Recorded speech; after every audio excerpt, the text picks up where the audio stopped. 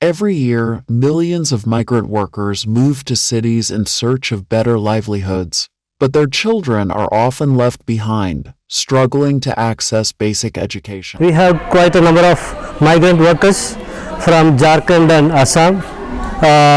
Most of them are from Jharkhand. Quite of them are coming to our school.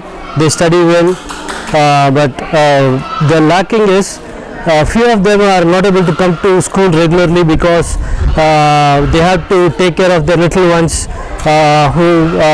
who their parents leave behind and go for work, and because of some financial difficulties they are not able to come. They are not able to afford certain basic needs, so it affects their future. Studies found that about 40% of children of migrant workers are absent from schools. More boys are out of school than girls, perpetuating the cycle of poverty.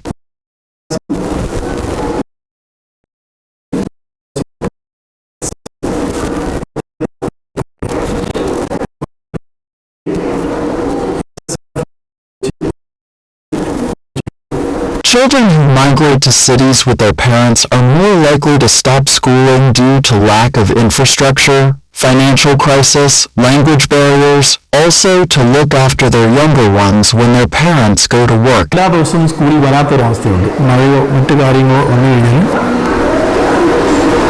വരാതിരിക്കുന്ന അവസ്ഥയുണ്ട്. അപ്പോൾ ചെറിയ കുട്ടികളുണ്ടെങ്കിൽ ആ കുട്ടികളെ നോക്കാൻ വേണ്ടി പലപ്പോഴും ഒരു വീട്ടിൽ തന്നെ താമസിക്കേണ്ടതുണ്ട്. ഇല്ലെങ്കിൽ പിന്നെ ആ കുട്ടികൾ വിദ്യാഭ്യാസത്തിന് വേണ്ടി ഇവിടെ വരണമെങ്കിൽ ആ ചെറിയ കുട്ടികളെയും ഒപ്പമാണ് ഇവിടെ വരുന്നത്.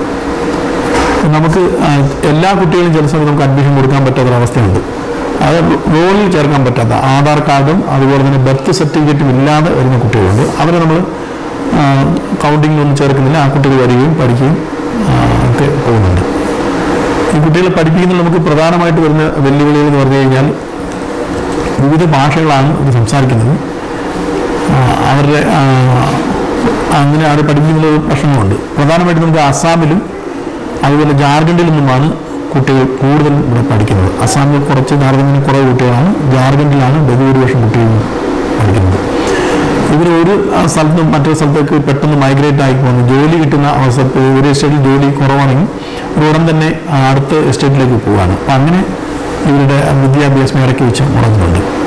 അതുപോലെ തന്നെ ഇവർ 3 വർഷത്തിലൊരിക്കലൊക്കെയാണ് ഇവർ സ്വന്തം നാട്ടിലേക്ക് പോകുന്നത്. അങ്ങനെ പോകുമ്പോൾ ഒരു വലിയ ബ്രേക്കാണ് എടുക്കുന്നത്. 3 മാസം 4 മാസം കഴിഞ്ഞാണ് ഇവർ വീണ്ടും സ്കൂളിലേക്ക് തിരിച്ചെത്തുന്നത്. അപ്പോൾ അങ്ങനെ അവരുടെ കണ്ടിന്യൂസ് വിദ്യാഭ്യാസം മുടങ്ങുന്നുണ്ട്. നമുക്ക് ഏറ്റവും പ്രധാനമായിട്ട് ഇവരുടെ നമ്മുടെ വിദ്യാഭ്യാസം ഉദ്ദേശിക്കുന്ന രീതിയിലുള്ള എല്ലാ ശേഷികളും ഇവർക്ക് ലഭ്യമാക്കാൻ നമുക്ക് പലപ്പോഴും കഴിയുന്നില്ല. അതിൻ്റെ കാരണം ഇവർ നിരന്തരമായിട്ട് സ്കൂളിൽ വരാതിരിക്കുന്നത്, മൈഗ്രേറ്റ് ചെയ്ത് പോവുകയും ചെയ്യുന്നുണ്ട്. പിന്നെ ഇവരുടെ പഠിപ്പിക്കാൻ വേണ്ടി നമുക്ക് രാവിലെ വിവിധ ക്ലാസ്സുകൾ അവരുടെ സ്റ്റാൻഡേർഡ് പ്രായം അനുസരിച്ച് ഇവരുടെ ക്ലാസ്സുകൾ നമ്മൾ കുട്ടികളെ എടുക്കുന്നുണ്ട്. അപ്പോൾ അവർ അങ്ങനെ പഠിപ്പിക്കുന്നുണ്ട്. പിന്നെ ഉച്ചയ്ക്ക് ശേഷം ഈ കുട്ടികളെല്ലാം ഒരുമിച്ചിരുത്തിക്കൊണ്ട് ഈ വാളണ്ടിയർ ക്ലാസ് നയിക്കും. അതുപോലെ അധ്യാപകരെ അതാത് ക്ലാസ്സിൽ നിന്ന് ഈ വാളണ്ടിയർ സഹായിക്കുകയും ചെയ്യും. അങ്ങനെയാണ് ഇവരുടെ വിദ്യാഭ്യാസം പോകുന്നത്. പലപ്പോഴും ഈ കുട്ടികൾ ആ പ്രാദേശികമായിട്ട് തമിഴ് മലയാളമൊക്കെ ഒരു പെട്ടെന്ന് ക്യാച്ച് ഔട്ട് ചെയ്യുന്നുണ്ട്. നന്നായിട്ട് നമുക്ക് മലയാളത്തിൽ പറഞ്ഞാലും അവർ കമ്മ്യൂണിക്കേറ്റ് ചെയ്യുന്നത് അവസ്ഥയിലേക്ക് മാറിയിട്ടുണ്ട്. വളരെ നമ്മുടെ കുട്ടികളെ പോലെ തന്നെ അത് മാറിയിട്ടുണ്ട്. ഇവർക്ക് യൂണിഫോമും ഉച്ചഭക്ഷണമൊക്കെ സർക്കാർ സൗജന്യമായി തന്നെ സാധാരണ എല്ലാ കുട്ടികളും കൊടുക്കുന്ന പോലെ തന്നെ അവർക്കും ലഭ്യമാക്കുന്നുണ്ട്. അത് കൂടാതെ ഇവർക്ക് SSA ഫണ്ട് ഉപയോഗിച്ചുകൊണ്ട് സ്നാക്സ് ഐറ്റം ഇടയ്ക്കിടയ്ക്ക് SSAയിൽ നിന്ന് കൊടുക്കാറുണ്ട്. അങ്ങനെയാണ് ഇവരുടെ വിദ്യാഭ്യാസം പോകുന്നത്. ഇടയ്ക്ക് നമ്മുടെ ഇവരുടെ വീടുകളുടെ ഹൗസ് വിസിറ്റ് നടത്തുന്നുണ്ട്.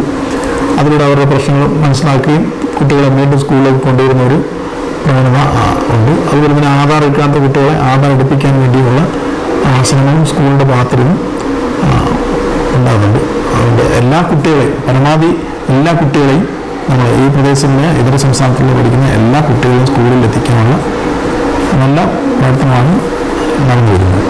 It's time to prioritize education for migrant workers' children, ensuring a brighter future for our future generation and also for the upliftment of the nation. The education crisis facing migrant workers' children demands attention. Let's work together to provide access to quality education.